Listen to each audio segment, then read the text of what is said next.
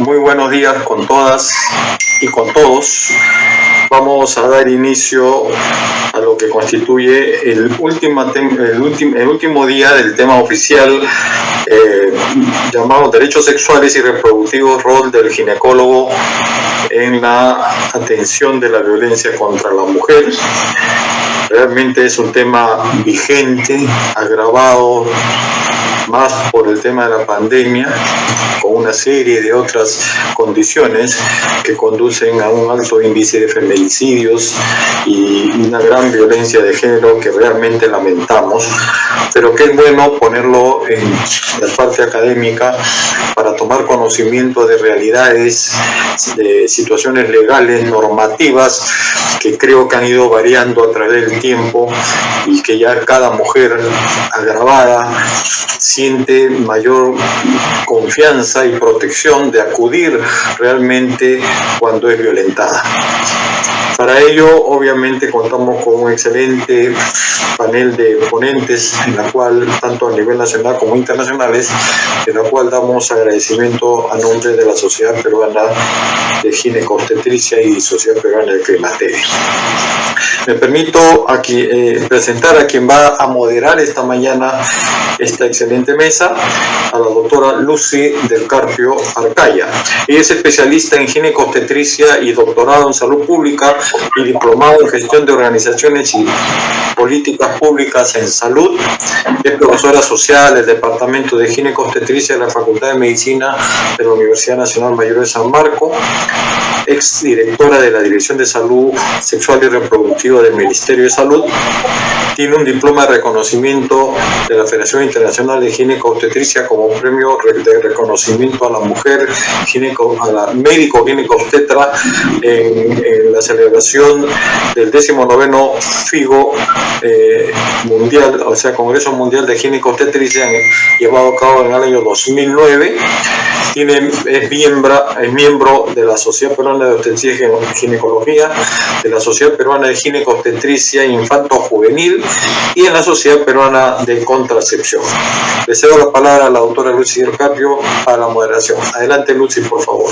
Gracias. Muchas gracias, doctor Masumura.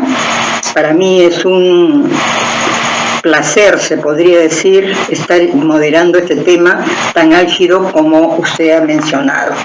Para este tema oficial, derechos de salud sexual y reproductiva, rol de los ginecólogos en la atención de la violencia contra la mujer, vamos a tener a panelistas de mucha experiencia y que están siempre en la lucha por los derechos de las mujeres y por evitar la violencia sexual contra las mujeres también.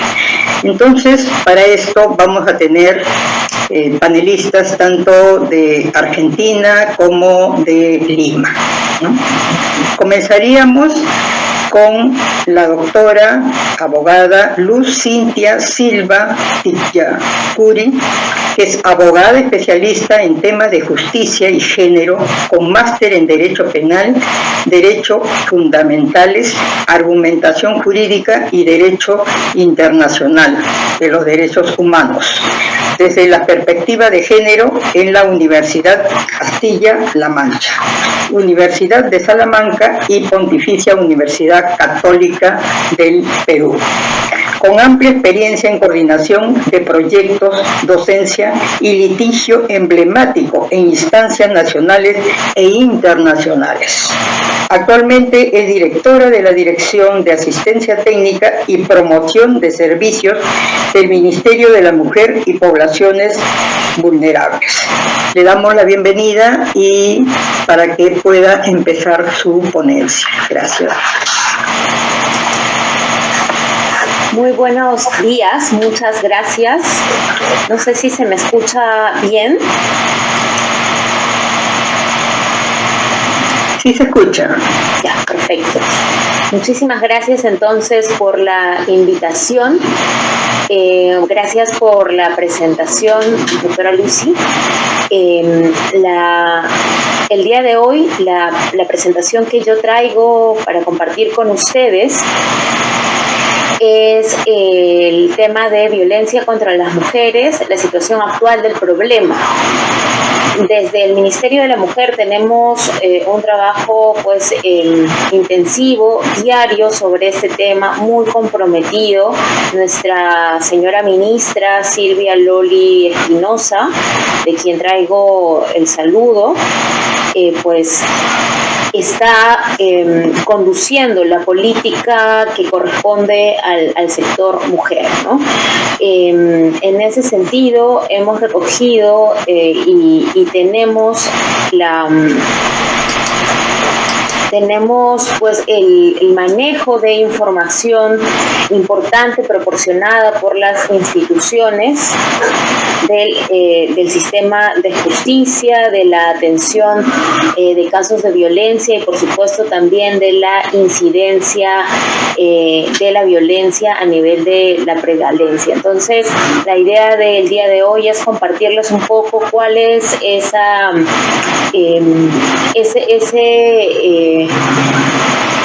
data, esa información, ¿no?, que nos permite conocer mejor el escenario en el que se dan las atenciones a casos de violencia. Muchas veces cuando recibimos un caso en el que detectamos hechos de violencia, pensamos que puede tratarse de un caso aislado, ¿no? Sin embargo, las cifras que vamos a compartir el día de hoy van a justamente a sustentar que este es un problema estructural que ha sido reconocido además por la Organización Mundial de la Salud como que tiene una característica endémica, ¿no?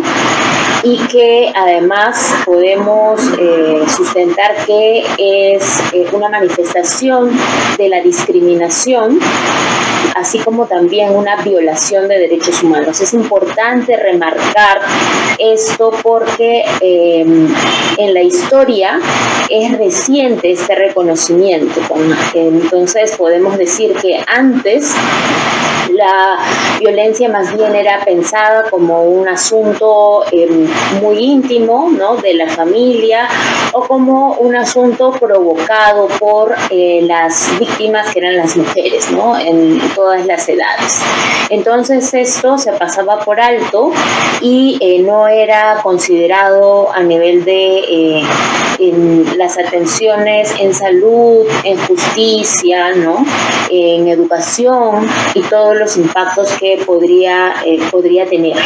Entonces, las cifras que nos pueden compartir justamente el reflejo de que estamos ante un problema de una gran magnitud es que es la que nos brinda la ENDES, ¿no?, la encuesta nacional sobre la materia, que nos señala que 9 de cada 100 mujeres entre 15 y 49 años ha sufrido violencia física por parte de su esposo, compañero en los últimos 12 meses.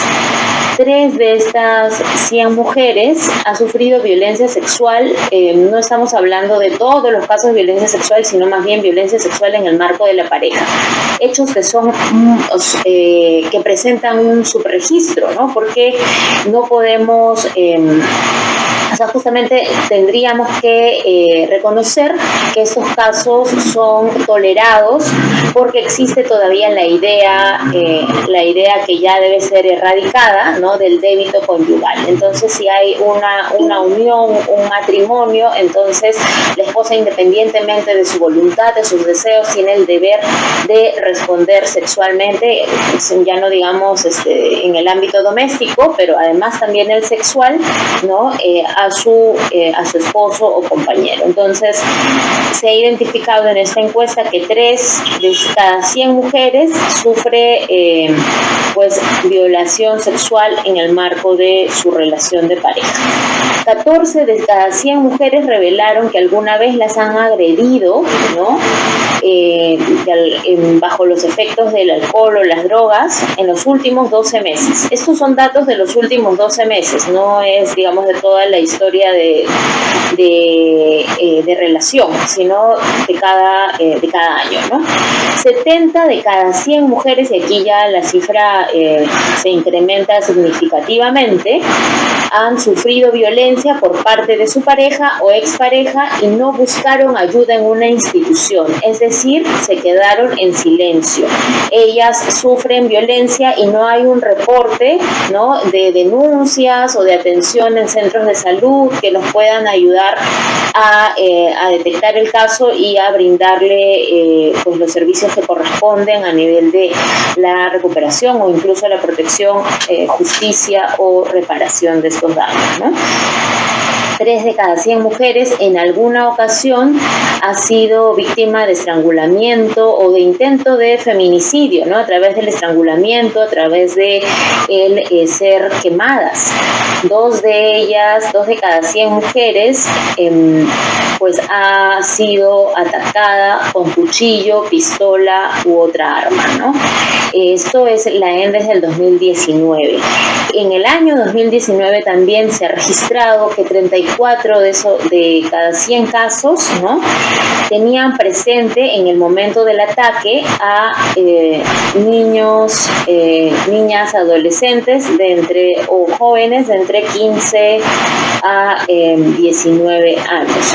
Perdón, las víctimas son de 15 a 19 años y más bien han tenido presentes durante los hechos de violencia a niños, niñas, adolescentes menores de 18 años.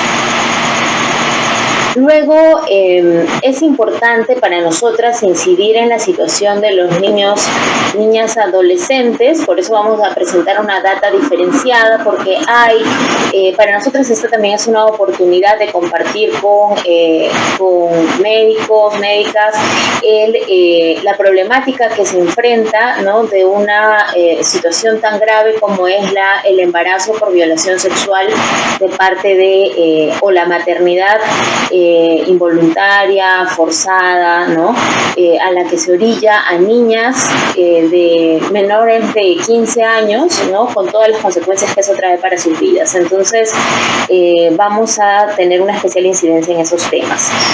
Respecto de la afectación que se sufre, no solamente ya dentro de las casas, ¿no?, fuera del domicilio, tenemos que de los registros de nuestro programa Aurora, que tiene nuestros servicios de atención en violencia, en el año 2019, es decir, todavía no había pandemia, todavía no había esas medidas restrictivas del tránsito en el espacio público, como es la cuarentena, pues teníamos 52% de los casos, ¿no?, que se habían atendido corresponden a niños, niñas, adolescentes. O sea, más de la mitad de casos de acoso sexual callejero, digamos, se cometía contra menores de 18 años. Luego, en el 2020, el 46.1% se cometía contra niñas y adolescentes. En el caso de personas con discapacidad hay una incidencia menor y se registraron 15 casos, ¿no?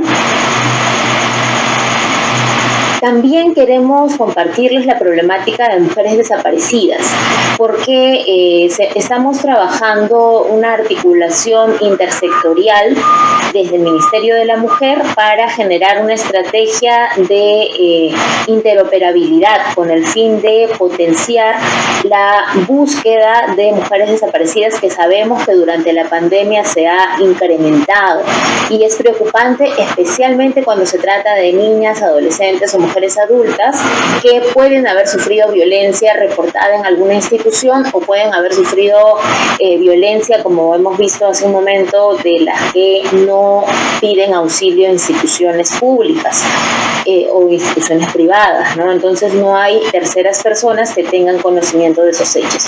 Sin embargo, podemos recibir casos de niñas, adolescentes, mujeres que acudan a los establecimientos de salud y que puedan estar en esta situación de tal vez de secuestro, tal vez de trata, de explotación sexual, y puedan aparecer en el registro de desaparecidas como efectivamente personas a quienes sus familiares están buscando, ¿no? Es importante mencionar que aquí los principales obstáculos para una búsqueda inmediata y efectiva son muchas veces los estereotipos de género de quienes toman el primer conocimiento del reporte de desaparición, y entonces esto muchas veces retrasa las acciones que deberían tomarse para la búsqueda eficaz. Sin embargo, debemos decir que estas víctimas se encuentran pueden encontrarse en situaciones de trata, de explotación sexual, de secuestro, pueden haber sido incluso asesinadas, ¿no? O pueden estar en una situación de alto riesgo de feminicidio. Entonces, y la Corte Interamericana de Derechos Humanos lo ha dicho muy claramente, ¿no?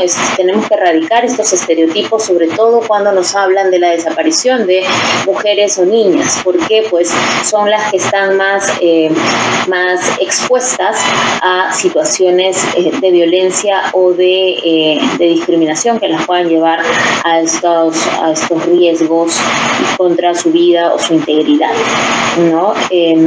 Entonces, para nosotras, como les decimos, es importante remarcar que, por ejemplo, durante el año 2020, que hemos estado en el marco de la emergencia sanitaria, pues ha habido mayor incidencia de hechos de violencia y respecto de mujeres, ¿no? De 18.500 casi casos que se han presentado ante la policía, 11.500 han sido contra mujeres, y de esos 11.500, 9.800, o sea, casi 10.000, digamos, y vamos a redondear las cifras, corresponde a mujeres, a niñas, adolescentes entre 12 y 17 años, ¿no? Esto es sumamente preocupante porque además son niñas, adolescentes, pues, que van a estar impedidas del ejercicio, o sea, no tienen capacidad jurídica autónoma, por ejemplo, en la exposición en la movilización, digamos, dependen de personas adultas para su cuidado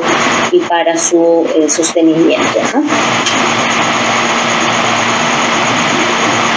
Allí el alerta es la atención inmediata y con mayor diligencia cuando se trata de niñas, adolescentes solas. Pueden estar escapando o pueden estar en situación de desaparición. En el caso del embarazo en niñas y adolescentes también es un dato muy preocupante, como les mencionaba con anterioridad. En el periodo del 2019 y 2020, 21.420 niñas y adolescentes gestantes fueron atendidas en los establecimientos de salud, ¿no? Las regiones con más casos son Lima, Loreto, La Libertad, Ucayali, Cajamarca, San Martín, Junín y Piura.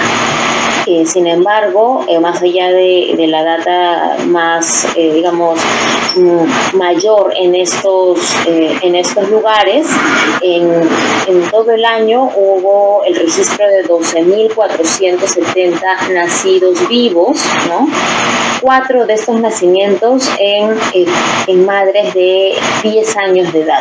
O sea, 4 niñas madres, ¿no? De 10 años de edad. 19 niñas madres de 11 años de edad. 42 niñas madres de 12 años de edad. 683 niñas madres de 13, 3.038 adolescentes madres de 14 años de edad, 9.608 adolescentes madres de 15 años de edad, ¿no? Esto es preocupante, como colocamos acá también, porque estos casos son claramente, cuando se trata de menores de 14 años, violaciones sexuales. Sin embargo, no estamos viendo reflejada esta cifra o estos casos en el sistema de justicia como tal. Sabemos que hay, que vivimos en un país pues pluriétnico, multicultural, que en ciertos lugares puede tener el reconocimiento de un factor cultural en el cual menores de 14 años pueden pues contraer tener una unión, ¿no? Para su contexto cultural válida. Sin embargo, se ha descubierto, también se ha identificado en los casos judicializados en los que se ha alegado esa defensa de parte de los denunciados, que es el hecho de que ellos actuaban conforme a sus parámetros culturales que permiten la unión con menores de 14 años en sus comunidades. Se ha identificado cómo estos son argumentos que no tienen ningún tipo de sustento, ¿no? Y las víctimas han sufrido impactos en su salud mental y, por supuesto, riesgos en su salud física por tratarse de menores de edad que no, bueno, ustedes son médicos, pueden entender mejor, que no están, o sea, sus cuerpos no está, su organismo no está pues listo para maternar, ¿no? Entonces, más allá de eso, para nosotras es una gran preocupación porque, como les decimos, estos casos son en principio delitos sexuales, ¿no? Y muy pocos casos, cada vez menos, son casos, digamos, de prácticas legítimas culturales diversas.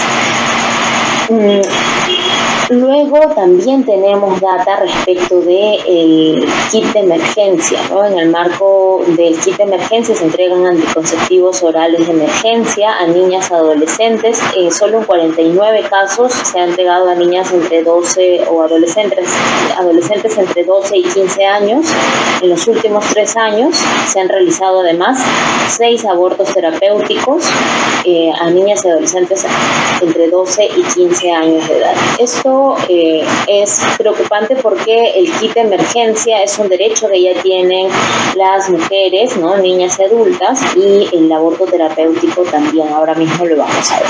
Importante incidir, como ya les estaba mencionando, en la situación que enfrentamos en cuanto a la violencia en el marco de la emergencia sanitaria por COVID-19, y hemos visto cómo se han incrementado los casos, los pedidos de auxilio, si bien no necesariamente, sobre todo durante el primer periodo, digamos, de emergencia sanitaria, había muchas más restricciones para el tránsito, ¿no?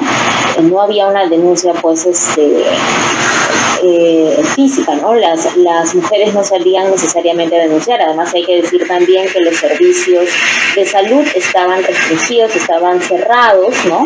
Y entonces a donde han acudido sobre todo a pedir auxilio es a las centrales de emergencia telefónica o informática, ¿no? Como son la línea 100, donde hemos recibido muchísimos casos, 120,000 casos.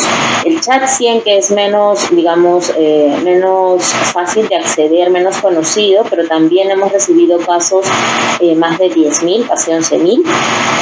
Y la atención a través de los equipos itinerantes, porque ya no teníamos abiertos todos los SEMS, ¿no? Porque claro, por las medidas de prevención del contagio, pues no se podía recibir a toda la gente que se recibía antes, ¿no? Pero sí, los equipos han estado funcionando, visitando los lugares desde donde se reportaban los hechos de violencia. Entonces, los equipos itinerantes y los equipos de ayuda urgente, pues han acudido en auxilio de 17,016 casos.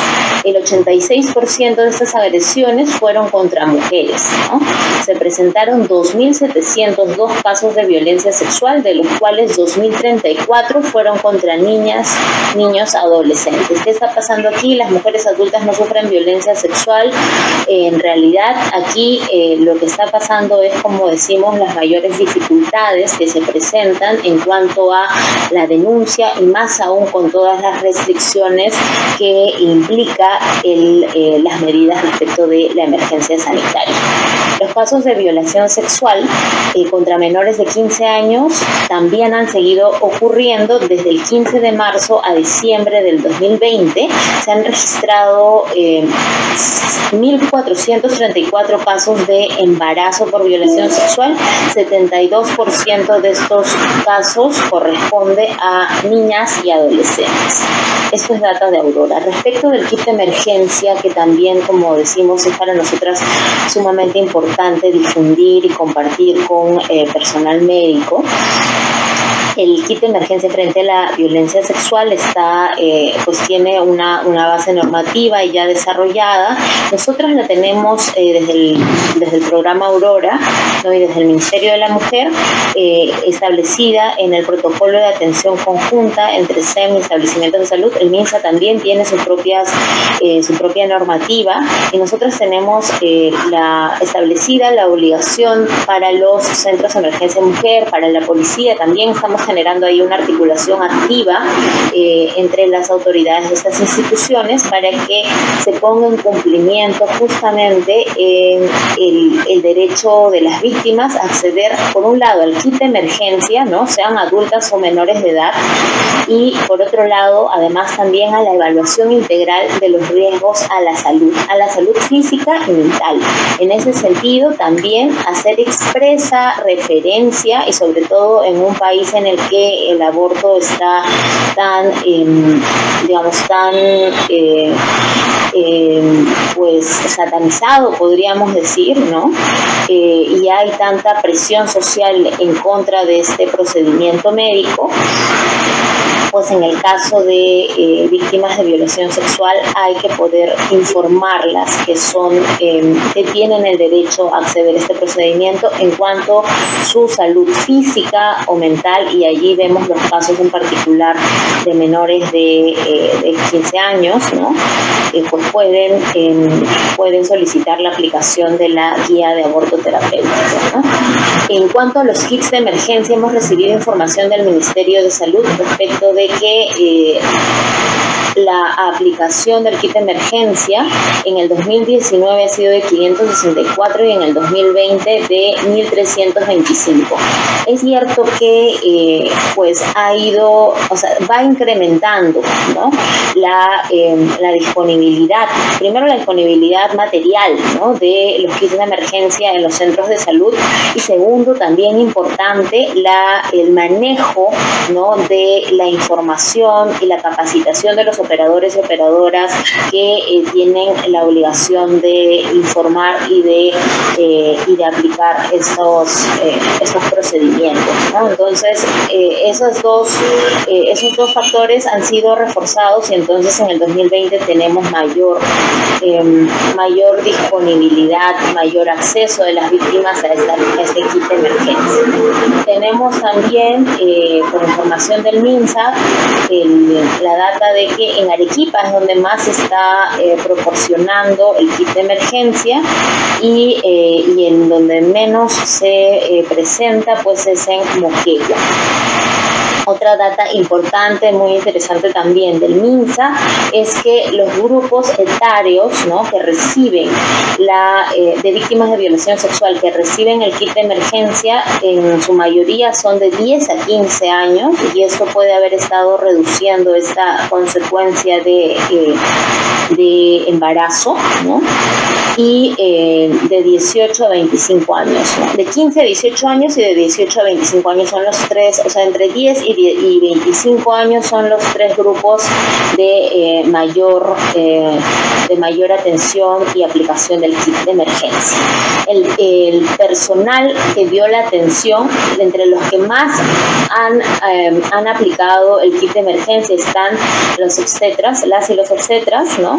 52.8%, ¿no? Seguidos de los médicos especialistas ginecobstetras y los médicos generales, ¿no? Entonces, enfermeras y médicos de otra especialidad en menor cantidad. Entonces, es súper importante allí la incidencia y la relevancia de la capacitación y de la comprensión de la importancia y de los alcances que tiene este kit de emergencia. Definitivamente para médicos ginecobstetras, para obstetras, va a ser mucho más fácil de entender y de prescribir, ¿no? ¿Dónde han sido entregados en su mayoría? Pues en hospitales, en centros de salud, ¿no? En puestos de salud con menor incidencia, y eso puede tener que ver también con la disponibilidad material del kit de emergencia. Sobre aborto terapéutico, sabemos que es un procedimiento permitido para salvar la vida o la salud integral de la gestante, ¿no? Está despenalizado desde 1924, sin embargo, recién en el 2014 que se aprueba la Guía Nacional para la Estandarización del Procedimiento, que imagino deben conocer. En todo caso es importantísimo que médicos de su especialidad pues, puedan manejarlo con detalle, ¿no? Y se ha previsto en esta guía que uno de los supuestos para la interrupción válida, ¿no?, del embarazo por razones terapéuticas es que se presente cualquier patología materna que ponga en riesgo la vida de la gestante o genere en su salud un mal grave y permanente y que esté fundamentada además por la Junta Médica, ¿no?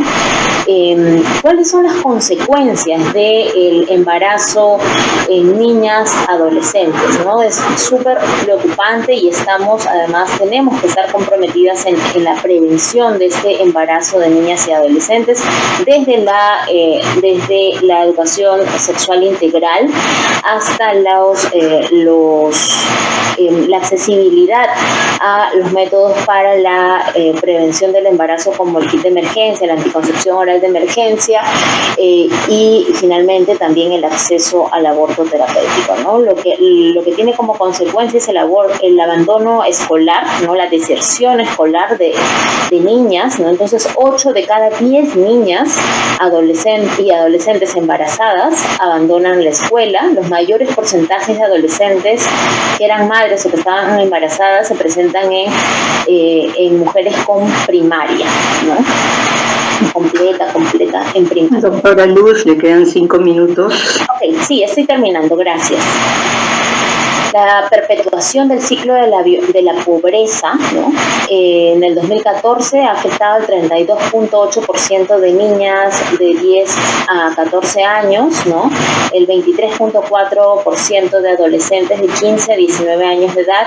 El resto de grupos etarios, la incidencia es menor, ¿no? Entonces hay una proporción preocupante en menores de 19 años. El 25% de adolescentes madres se encuentran en el quintil inferior de riqueza.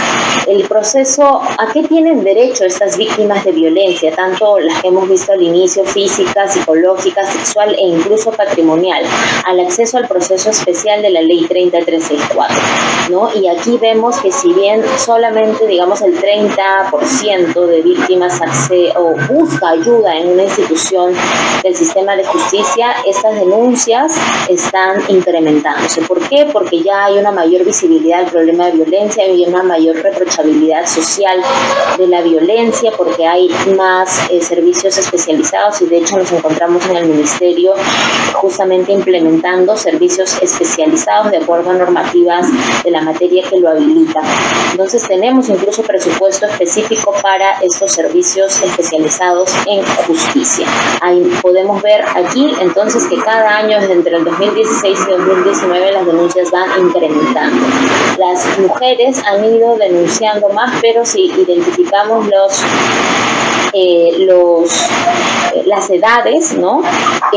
A la comisaría es a donde más acuden y a las otras instituciones de justicia todavía no hay una denuncia directa. Entonces ahí particularmente tenemos que ver cuál es pues la capacitación, la preparación que le damos a nuestros operadores policías, porque son los que van a recibir principalmente los casos de violencia. Vemos también, como podemos ver en la tercera denominación, a los establecimientos de salud, entre quienes también pueden tomar conocimiento de hechos de violencia y tienen que proceder como corresponde. Hechos de violencia son denunciables, ¿no? Más aún cuando vemos situaciones de tentativa de feminicidio, de violación sexual.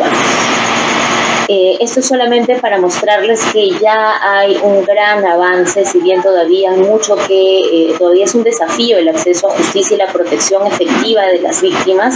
Sabemos que hay casos de víctimas incluso de feminicidio que ya habían denunciado y que incluso habían obtenido medidas de protección. El gran desafío está en hacer efectivas estas medidas de protección que en principio ya se están dictando. Finalmente, y esto ya es la última lámina que les comparto, ¿no?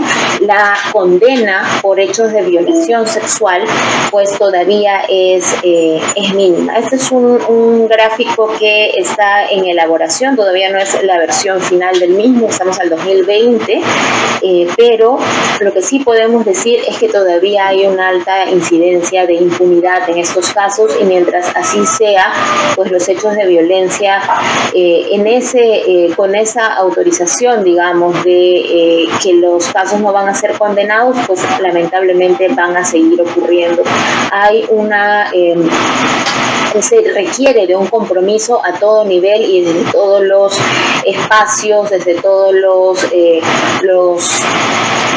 las prestaciones, ¿no? Tanto de salud, de educación, de justicia, pues para poder enfrentar los hechos de violencia, para poder acompañar a las víctimas con la actitud más empática posible y orientándola pues debidamente, ¿no? Nosotras podemos ofrecer material para ello, material que pueda dar alcances y conocimiento acerca de cómo se procede frente a una denuncia. En esta oportunidad lo que me pidieron y lo que les he compartido es la situación actual de la violencia contra las mujeres, niñas y adolescentes. Gracias.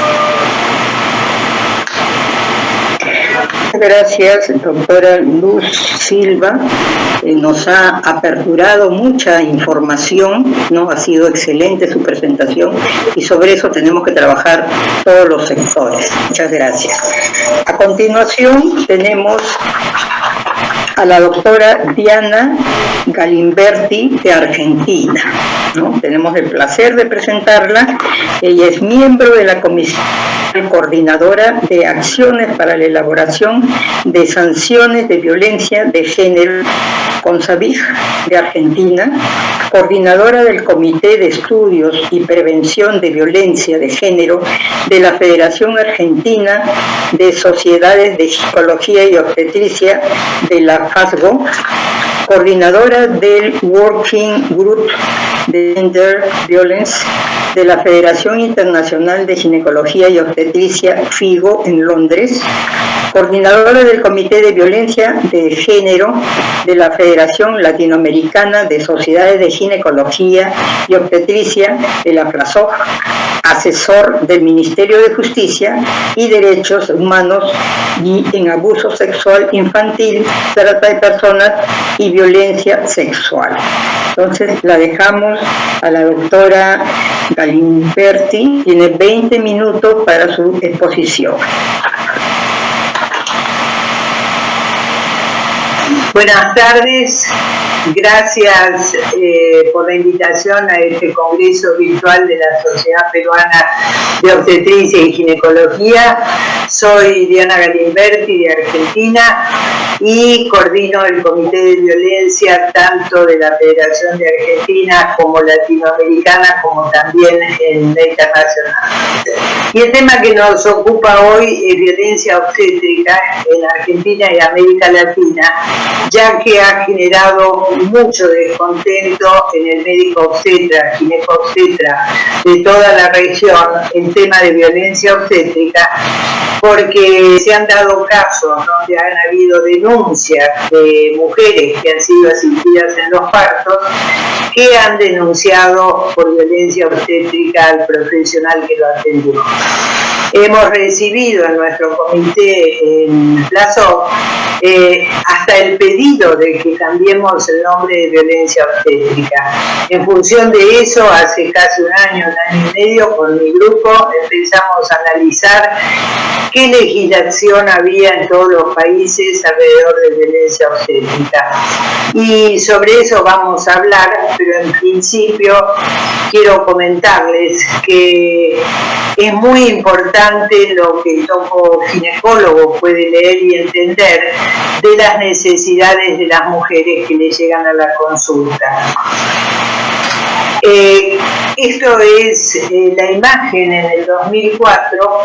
Yo vengo trabajando con el tema de parto humanizado o parto respetado desde hace años, con la idea de que es mejor parir en lugares amigables, y ahí comencé a trabajar para que se hagan las salas de trabajo de parto, parto y recuperación, donde la mujer va a parir acompañado de un familiar, de la persona que elija, si así lo desean.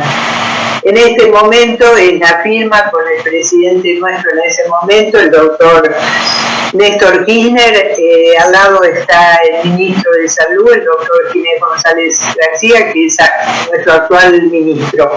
Y traigo esto de la ley porque cuando después avanzamos con la ley para elaborar sanciones sobre todo tipo de violencia sobre las mujeres, usamos como base esta ley que estaba en vigencia a nivel nacional y a nivel de la ciudad de Buenos Aires.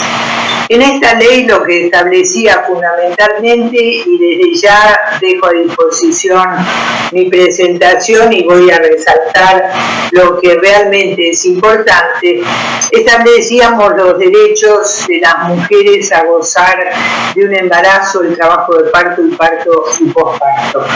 Pero esto obligaba a los hospitales públicos, a los privados, entidades de medicinas prepagas, a dar las mismas prestaciones para la atención de los partos y se incorporaba a nuestro programa médico obligatorio para instrumentar las medidas y ejecutar los cambios necesarios que garantizaran el cumplimiento de esta ley. En el año 2009 se dicta la ley 26.485 de protección integral a las mujeres, donde ahí sí empezamos a hablar de violencia obstétrica. Y fundamentalmente tenemos en esta ley de parto respetado una cantidad de derechos que eran muy importantes que los profesionales sepan y que las mujeres también sepan que existen, tienen y pueden exigir.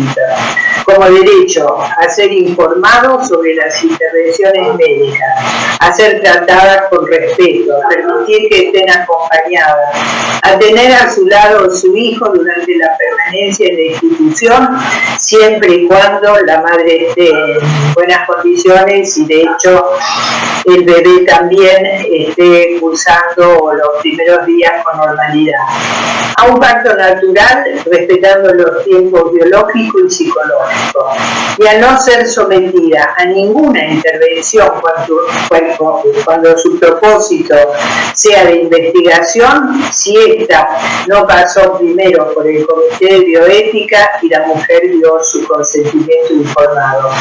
A ser informado, obvio, sobre los daños del alcohol, el tabaco y las drogas, sobre ella y el niño, y los beneficios de la lactancia. Y sobre todo, tratar de desterrar el término paciente o enferma y ser considerada como una persona sana, protagonista de su propio parto. La ley 26.485 en realidad es la ley de protección integral para prevenir, sancionar y erradicar la violencia contra las mujeres en los ámbitos en que desarrollen sus relaciones interpersonales. ¿Qué quiere decir y qué tipificamos como violencia obstétrica? Aquella que ejerce el personal de salud sobre el cuerpo y los procesos reproductivos de las mujeres, expresada en un trato deshumanizado, un abuso de medicalización y patologización de los procesos naturales de conformidad con la ley que hablábamos anteriormente. Y acá es muy importante porque obviamente todos sabemos qué implica el término trato deshumanizado, como infantilizarla, muchas veces amenazarla, o cuando la mujer se queja o grita. Todos hemos escuchado, los que recorrimos las salas de parto, alguien que le decía cuando lo hiciste te gustó y ahora gritás. Hay múltiples múltiples ejemplos. Y fundamentalmente quiero resaltar algo que evidentemente cuando hicimos el análisis de todas las licitaciones, nunca y en ninguna encontramos que el término de violencia obstétrica iba dirigida al obstetra o ginecólogo. Se hablaba de personal de salud y fíjense que es a todo aquel que trabaja en un servicio, que se trate de los profesionales, médicos o médicas, enfermeros o enfermeras, trabajadores sociales, psicólogos, obstétricas, o de quienes se ocupan del servicio hospitalario, administrativo o de maestranza, e incluido el sistema de seguridad si así lo tuviera la institución. Y las mujeres y todo el personal de salud que se atienden en las instituciones tienen derecho a negarse a que se realicen ciertas prácticas propuestas por el personal de salud. Deben exponer gráficamente las instituciones y en forma clara y accesible los derechos consagrados de la ley que se reglamenta. ¿Qué derechos humanos se vulneran? Obviamente, la integridad corporal. Hay servicios que son servicios además universitarios y docentes, donde con toda la buena intención el profesional lleva a los residentes o a los alumnos a la sala de parto y muchas veces las mujeres son sometidas a prácticas como auscultación o tactos frecuentes y evidentemente ya habíamos hablado de tratos crueles y lo que tiene fundamental derecho para todos los países es al más alto nivel de salud posible, que se utilicen conocimientos actualizados que no causen daño o iatrogenia. Y esto es, Argentina ha sido líder en Latinoamérica en estos temas y se crea en el año 2011 la Comisión Nacional Coordinadora de Acciones para la Elaboración de Sanciones de Violencia de Género, CONSAVI, que creó una subcomisión CONSAVO, de la que soy miembro, donde en el ámbito del Ministerio de Justicia y Derechos Humanos de la Nación, para implementar con organismos nacionales, provinciales, municipales y sociales las tareas vinculadas a las sanciones a la violencia de género establecidas por ley. También nosotros tomamos fundamentalmente la posta y sobre todo el asesoramiento para implementar la mencionada ley a nivel nacional e internacional. La difusión de los derechos conexos al parto se hizo para la ciudad de Buenos Aires y ese texto es parecido y acá está. Y fíjense, esto lo puse porque muchas veces en los países y en nuestro país con toda la buena voluntad se solicitó el apoyo de UNICEF y se convocó a una importante dibujante que fue Maitena, que hiciera la observación de cómo era la atención de las mujeres en los servicios de salud del ámbito público. Y esto fue unos pósters que salieron con 4 o 5 imágenes, pero fundamentalmente traigo donde mostraba que era una realidad. Las salas de parto en general son los lugares menos protegidos, donde entran más habitualmente más gente, donde no se respetan muchísimo la privacidad. Y acá querían mostrar el derecho a la intimidad, a la historia personal, al tiempo y a las decisiones. Esta campaña estaba dirigida al público general para ser utilizado en los centros de salud, pero también para ser trabajado en el ámbito hospitalario y de los centros de atención primaria con todos los profesionales. Lamentablemente se demoró, vino un cambio de gobierno y usaron los afiches para poner en todos los centros de salud y maternidad. Y generó realmente una postura terrible donde hubo cuestionamiento de los profesionales que se sentían estigmatizados por verse ridiculizados en estas imágenes. Con lo cual, lo que quiero decir que hay que tener mucho cuidado con campañas que uno cree que pueden servir para el empoderamiento de las mujeres. Cuando uno habla de la atención humanizada del nacimiento, es la que respeta el trabajo de parto y los derechos fundamentales que son reproductivos y sexuales. ¿Y cuál sería la base y por eso esta imagen? La información. La mujer debe llegar y transitar su embarazo para estar tranquila y confortable e informada. Y saber que ella es la protagonista. Que se deben respetar las pautas culturales. En nuestro país tenemos una comunidad boliviana y peruana muy importante y tuvimos que aprender. Yo fui jefa de la maternidad en mi hospital, el Hospital Álvarez, un hospital público, y después directora. Y aprendimos de la cultura que traían las mujeres bolivianas y peruanas, que venían de una cultura diferente y nosotros a veces no entendíamos lo que deseaban y tampoco cómo hablaban. Y fundamentalmente tuvimos que aprender, convocamos una antropóloga que nos fue enseñando para poder brindarle el mejor servicio a estas mujeres en un momento único que es el nacimiento de sus hijos. Fundamentalmente a donde apuntamos al parto natural con tiempos biológicos y psicológicos. Y siempre, aún en los momentos de las intervenciones quirúrgicas, promover el acompañamiento. Que la mujer puede estar acompañada con quien ella decide y elija.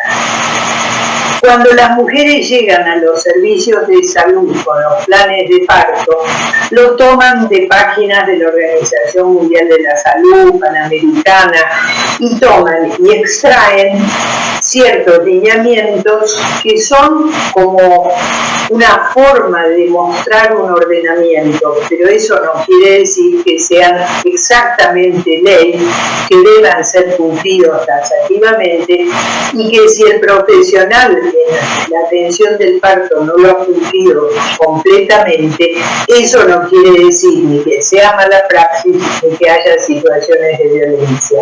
¿Y qué decía la organización? Acompañamiento durante el trabajo del parto, libertad de movimiento y posición durante el mismo, elija cómo quiere parir. Nosotros llegamos a tener casi un 90% de mujeres que querían parir o sentadas o en cuchillas. Fíjense, no hacer episiotomía de rutina, no hacer rasurado y enema, no hacer monitoreo fetal electrónico de rutina, permitirle tomar líquidos, alimentos durante el trabajo del parto, restringir el uso de oxitocina, analgesia y anestesia, y limitar las tasas de cesáreas aproximadamente a 15, cosa que ahora quedó un poco desactualizada. En ningún momento se le dice no hacerlo taxativamente, ni la episiotomía, ni el monitoreo, ni la anestesia. No hacerlo en forma rutinaria y sistemática. Acabo de pasar rápido a la imagen del doctor Caldeiro García, que fue un profesor que lideró para nosotros en Latinoamérica todo lo que fue la atención del parto. Y estas imágenes son de un hospital público, las mujeres esperando todas con un goteo de oxitocina o anzuelo, entrar a la sala de parto, solas, aisladas, probablemente con frío, y con ruido y en un momento molesto. Y esto con mucho orgullo muestro el centro que pude construir con ayuda del gobierno de Italia, de la Lombardía, las salas que se llaman del trabajo del parto, parto y recuperación, donde la mujer decide cómo quiere parir. Los partos son asistidos casi en su totalidad, si son partos de bajo riesgo por las matronas o obstétricas, donde están en compañía, libertad para pujar, la temperatura es adecuada y las intervenciones son mínimas. Y es un hospital público de la ciudad de Buenos Aires, muy modestito y que ya cumplió más de 100 años. Y esto era un afiche que habíamos hecho para llamar la atención de las mismas mujeres que atendíamos, para que fijaran la mirada y pudieran sentir que tenían derechos, que no se podían aceptar intervenciones innecesarias, que no le debían separar al recién nacido, que podían demorarse las prácticas hacia el niño, pero sobre todo el rol nuestro fundamental como efectores de salud es empoderar a la mujer en que tiene derechos y debe exigirlos. Y esto era un poco poniendo, exagerando, cuál es a veces la postura del profesional ante una embarazada, que muchas veces piensa que el saber está solamente en el profesional. Y en este le dice, es el momento de poner los primeros límites, evitemos que nazca cuando se le dé la gana. Subyace en esto el mensaje, mejor programemos a ver cuándo, qué día y cómo vamos a hacer la intervención cesárea. Nosotros en nuestro país tenemos un 70% de partos vaginales en hospitales públicos, con gente que son de niveles económicos bajos, no bien nutridas, con grandes carencias, y un 30% de cesáreas. En los hospitales privados, donde la gente tiene mejor nivel cultural, educacional y también menos patologías, se da que actualmente hay un 70 o 80% de cesáreas. Esto nuevamente repite lo de la episiotomía, lo de las suturas, y lo que sí nosotros promovemos como evitar la violencia, que hay que permitir el inicio espontáneo del trabajo de parto, libertad de movimiento en todo el trabajo de parto de la mujer, apoyo psicoemocional continuo, ninguna intervención rutinaria, no que estén acostadas en posición supinas en el parto, y no separar a la madre y al niño después del nacimiento si es necesario. Y acá, rápidamente, y no se asusten, que es el trabajo que pudimos hacer explorando para algunos países de Latinoamérica, y vean que todos tienen leyes de avanzadas que tienen que ver con la forma de garantizar a la mujer una vida libre de violencia, violencia contra los derechos reproductivos, los servicios de salud, violencia institucional. Tiene en Bolivia la ley de medicina tradicional ancestral boliviana, donde respetan las culturas, los que traen la gente, y se trata en los lugares públicos de respetar lo que ellas quieren para el nacimiento de sus hijos. Esto es también una encuesta de prevalencia de las características de violencia. En Chile, si bien no se encuentra regulada la violencia obstétrica expresamente, pero sí tienen códigos a veces como códigos de ética que actualmente se están revisando. Se orientan más a los servicios de ginecología y obstetricia, y el programa chileno Crece Contigo tiene años de vigencia y de buen trato, y sobre todo los partos de bajo riesgo están en manos de las matronas, como también la parte de anticoncepción. En Nicaragua pasa lo mismo, norma de humanización del parto institucional, Venezuela tiene también una legislación.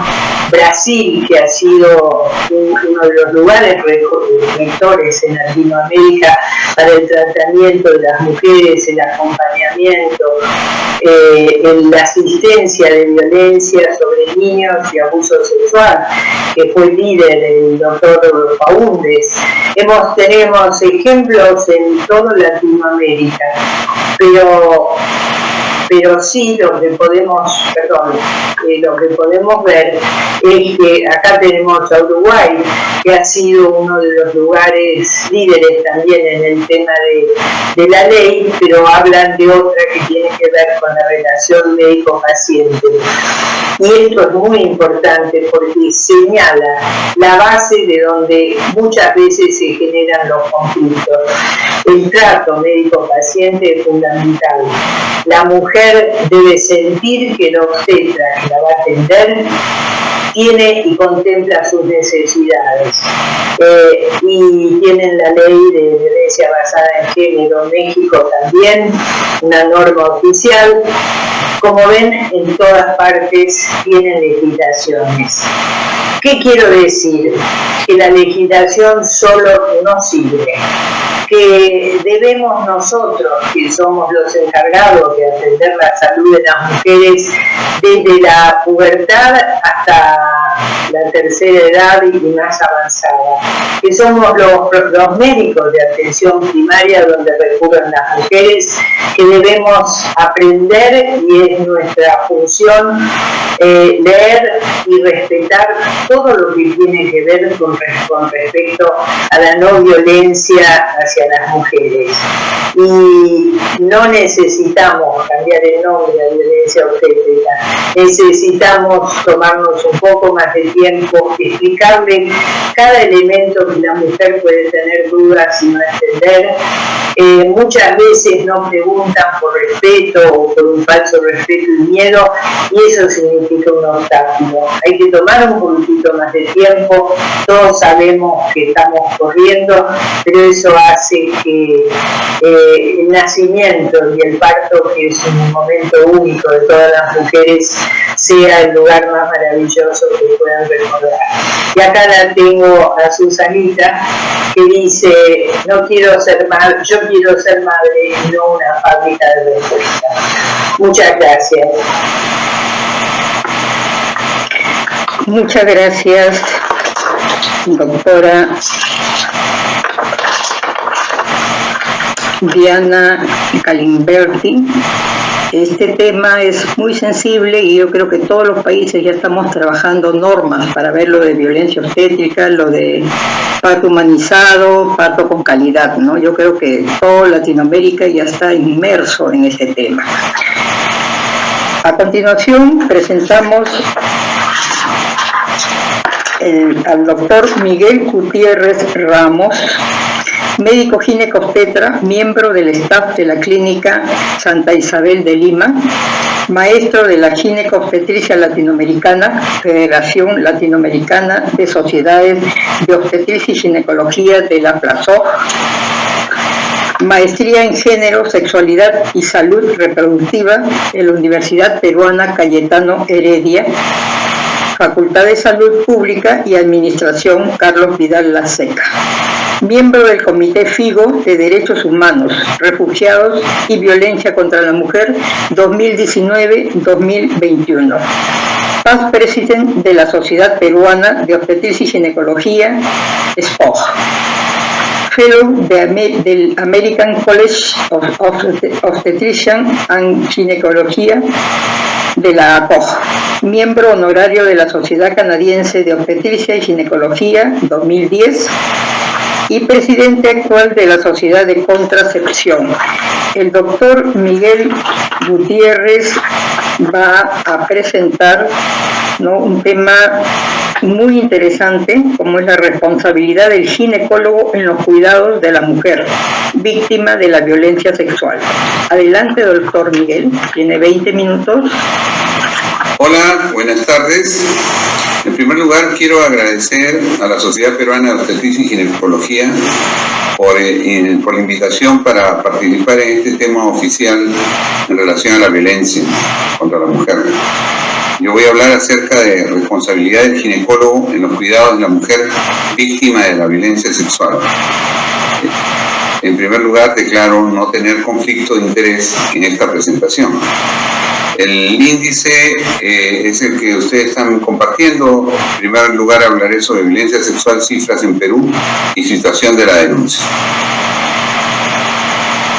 Bueno, como ustedes pueden ver en este iceberg, la punta del iceberg es lo que solemos ver en nuestro país, por lo menos, el asesinato, la muerte de la mujer, que es frecuente, noticia diaria, y hacia la base muchos de las agresiones de violencia contra la mujer que pueden ser ocultos y no ser tan manifiestos, pero el año 2020 hemos tenido 121 casos de feminicidio, 281 casos de tentativa de feminicidio.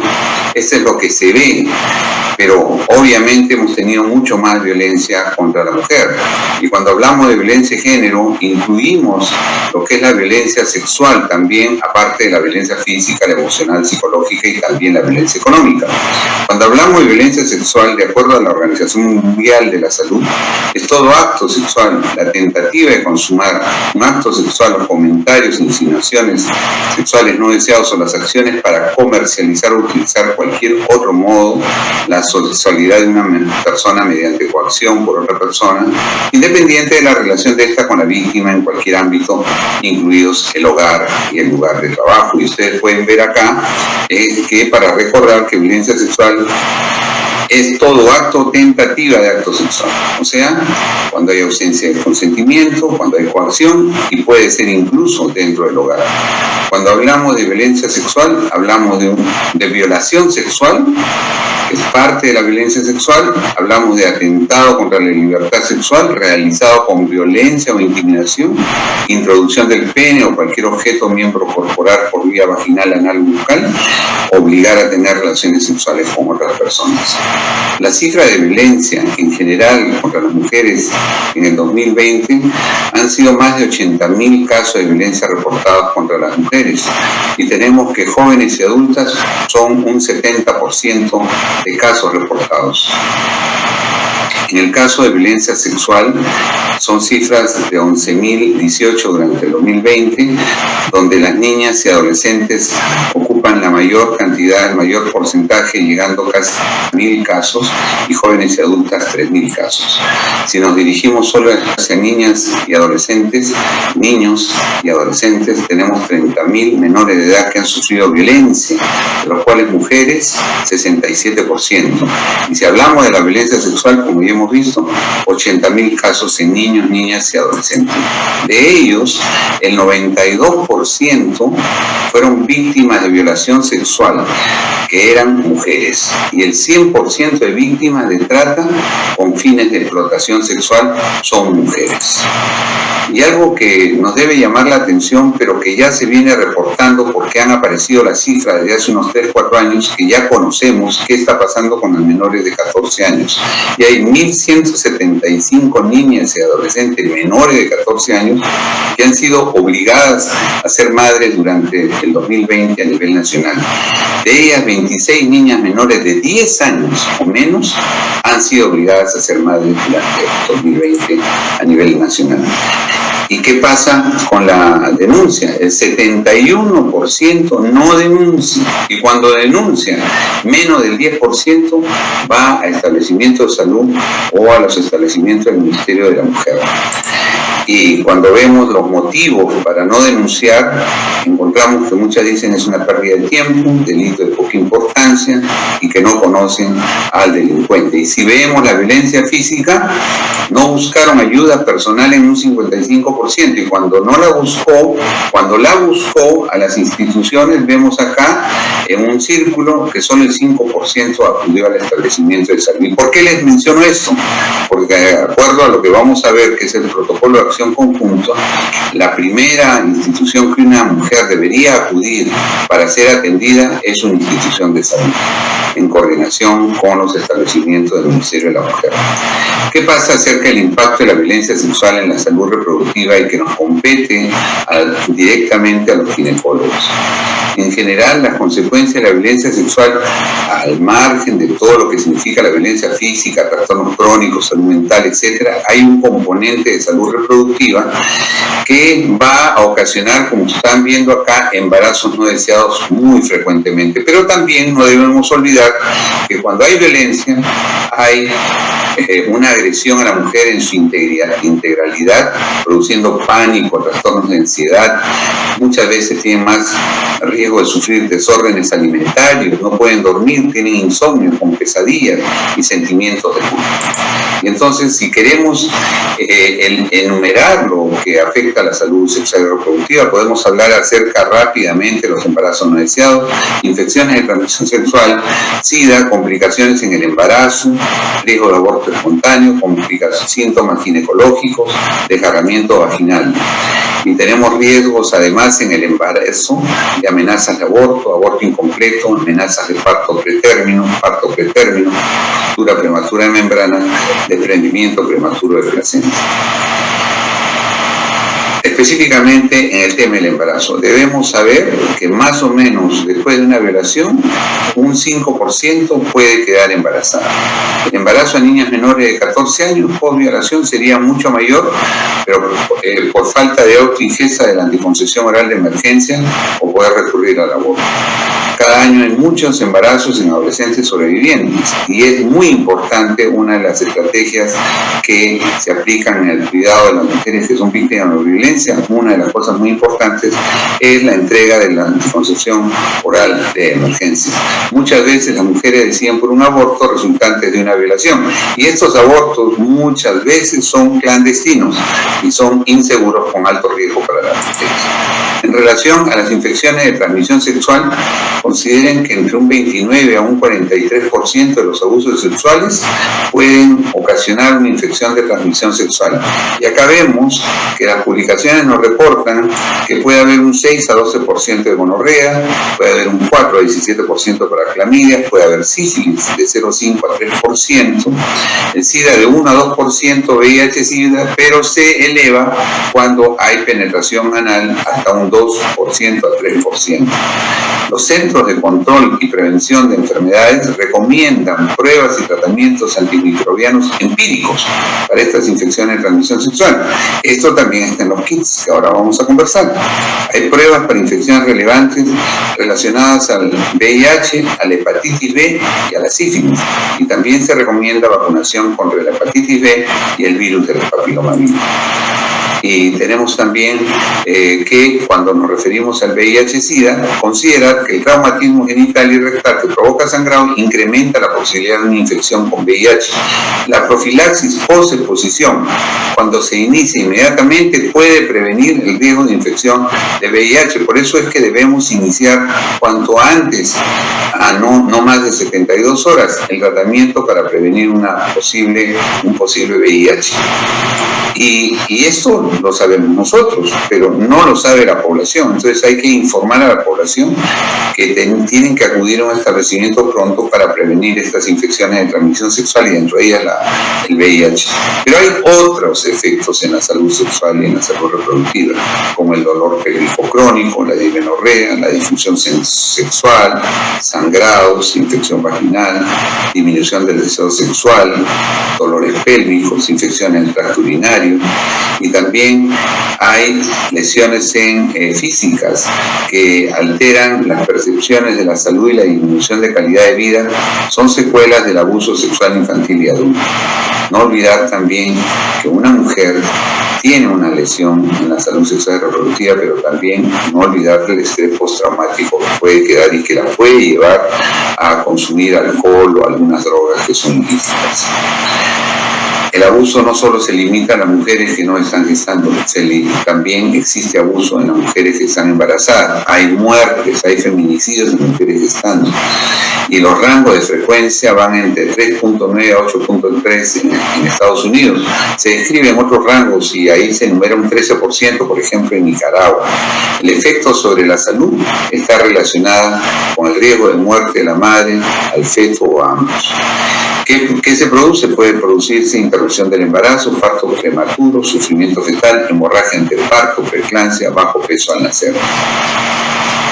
¿Y tenemos muerte materna? Sí, tenemos también muerte materna. Tenemos escaso aumento de peso materno, aborto, mortalidad e insuficiencia ponderal al nacer. Y la muerte materna, como ya se recoge en el Reino Unido en el 2010, ocasionó un 14% de defunciones maternas.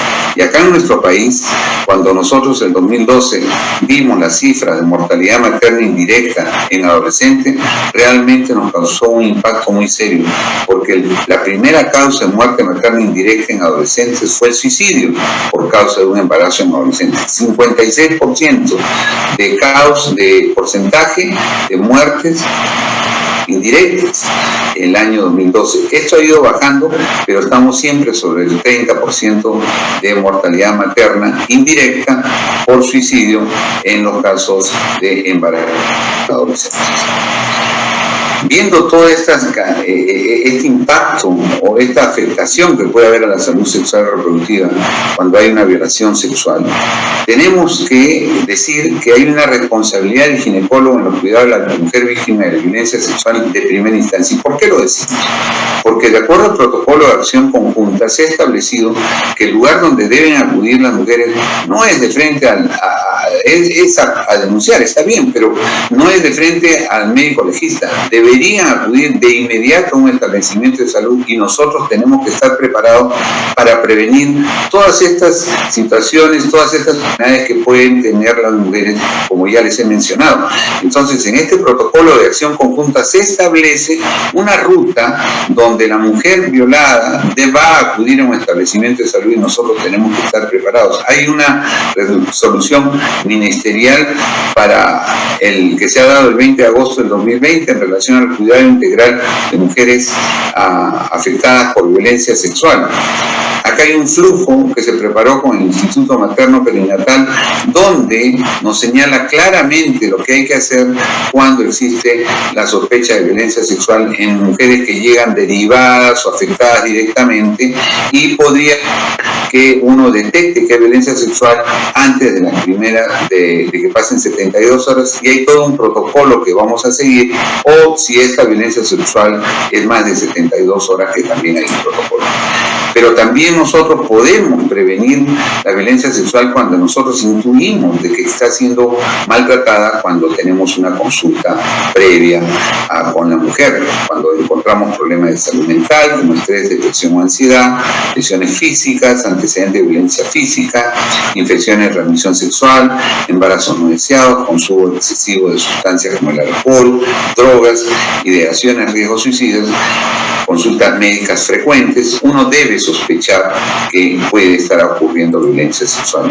Esta es la guía del instituto, pero que es la misma, parecida, del Ministerio de Salud, que tiene 6 componentes para que el ginecólogo pueda evaluar rápidamente. El primer componente es el de la acogida o escucha. Se ha elaborado un acrónimo que se llama AVISAS. El primer componente es la acogida, escucha activa, no juzgar e intervención en crisis. El segundo componente tiene que ver con la valoración emocional, física, sexual. El tercer componente es la intervención clínica en salud sexual reproductiva y kit de violencia. El cuarto componente, el seguimiento del caso. El quinto, acceso a la información y la justicia. Y el sexto, seguridad. Tenemos que revisar todo el protocolo y enterarnos que en el primer componente va a estar incluido, por ejemplo, el tema de ANIMA. ANIMA es una estrategia de la Asociación Panamericana de Salud para atender y acoger a la víctima de violencia para poder que sea la primera entrada a la mujer, y todos debemos estar preparados para ofrecer esta estrategia ANIMA en el primer momento con las mujeres. Y pasamos al segundo componente, donde se hace la valoración emocional, física y sexual, y donde tenemos que estar preparados también para hacer un examen clínico general en caso de violencia, tratando de ubicar todas las lesiones que existan y, como corresponde, señalar y describir las lesiones muy claramente, porque nosotros vamos a finalmente elaborar un certificado donde no tipificamos lo que ha ocurrido, pero sí describimos las lesiones lesiones que estamos encontrando. Y para eso vamos a evaluar las lesiones, vamos a hacer un examen genital y anal describiendo todo lo que encontramos, vamos a describir todo esto, incluso podemos usar el colposcopio. En el componente 3, que es el componente de los kits, tenemos que asegurarnos de brindar los kits cuando sospechamos infección de transmisión sexual, no solamente en tema de gonorrea, clamidia, etcétera, sino también la prevención del VIH, y dar anticoncepción de emergencia si el caso lo amerita, y en algunos casos incluso el acceso a la interrupción terapéutica del embarazo en caso de presentar una causal de salud que así lo amerite. Y entonces acá ustedes pueden ver que se repite, que el riesgo es mayor del VIH cuando hay laceración o hay lesiones que pueden condicionar un mayor riesgo de transmisión de VIH. Hablábamos incluso de más del 2% de riesgo, ¿no? Estos son los kits, y están los kits establecidos por niveles de atención. En el nivel primario hay unos kits y va aumentando la complejidad de los kits al nivel secundario y al nivel terciario. Obviamente hay algunos kits que solo van a ser administrados en el nivel secundario o terciario, pero en el primer nivel también hay toda una estrategia que se hace para acoger a la mujer que ha sufrido violencia. La anticoncepción oral de emergencia, que ahora se está tratando de suprimir de los hospitales, nosotros lo tenemos que saber administrar inmediatamente para prevenir la posibilidad que esa relación sexual, como ya dijimos, un 5% puede acabar en un embarazo, se pueda prevenir con la administración de la anticoncepción oral de emergencia. El cuarto componente es el seguimiento del caso, ¿no es cierto? El quinto componente es el acceso a la información a la justicia. El sexto componente, tenemos que elaborar todos los aspectos para un plan de seguridad y garantizar que esta mujer no pueda volver a ser violentada, y darle todo ese plan de seguridad. El Ministerio de Salud tiene a su cargo la provisión gratuita de servicios de salud para la recuperación integral de la salud física y mental de las víctimas. Es imprescindible que nosotros podamos garantizar la atención de urgencia y emergencia de la víctima, y en esto el rol que juega el ginecólogo es sumamente importante, porque tenemos que estar preparados en los servicios de emergencia para dar esta atención usando el código violeta, que es el código que se ha elaborado para marcar o señalar cuando hay un caso de violencia sexual. El Ministerio de Salud se ha repartido kits por todos los establecimientos de salud y ha preparado los establecimientos para esta atención, pero además van a dar certificados y la consulta médica que los origina, así como los exámenes o pruebas complementarias para emitir los diagnósticos, que también van a ser obviamente gratuitos. Yo quería señalar qué es lo que ha pasado en el año 2020 con los casos que han llegado y se ha reportado del nivel del MINSA. Si ustedes pueden ver, casi un 60% de atenciones han sido menores de 18 años, un casi 36% de 10 a 15 años, y de menos de 10 años 5%. Y esos son los casos que han llegado del total de casos a todas las direcciones del país. Hacen un total de 1.325 mujeres. Y acá quiero decir dónde se dieron los kits. Fundamentalmente se dieron en hospitales, 52%, en puestos de salud 6% y en centros de salud 40%. Pero ¿quiénes entregaron los kits? ¿Fueron los ginecólogos? No, los ginecólogos fueron el 24%. Quiere decir que el ginecólogo, que es el responsable de estar en las emergencias, que es el responsable finalmente de hacer la evaluación, que es el responsable de dar el certificado médico final, porque es un certificado médico que solo lo puede dar el médico, solo participó en la entrega de los kits en un 24%. ¿Quién dio la mayor parte de los kits? Las profesionales obstétricas, que son un profesional que forman parte del equipo de la atención, pero que no son las encargadas de ver principalmente a las afectadas de violencia. El principal encargado de esto es el médico, que tiene que hacer una evaluación médica, el que tiene que determinar qué es lo que está ocurriendo con esta mujer. Entonces tenemos que estar preparados los ginecólogos para este tipo de atención y participar junto con la enfermera, con los obstetristas, con el personal auxiliar y todos, para atender adecuadamente a la mujer. Finalmente, ya estoy en el tiempo, voy a señalar las conclusiones. La violencia contra la mujer se ejerce de múltiples formas, hemos hablado apenas de una de ellas, la violencia sexual, perpetrada no siempre por un desconocido, pero siempre por un ser despreciable que imprime una huella imborrable a la mujer. Ocasiona no solo daño a la salud mental, muchas veces también lesiones físicas, incluso ocasionando la muerte de la mujer, como hemos visto. Conocemos que debido a la violación sexual muchas resultan con embarazos no deseados que ellas mismas intentarán resolver con un aborto en forma clandestina e insegura, cuando no hay marcos legales para un adecuado manejo, poniendo en riesgo su salud y su vida.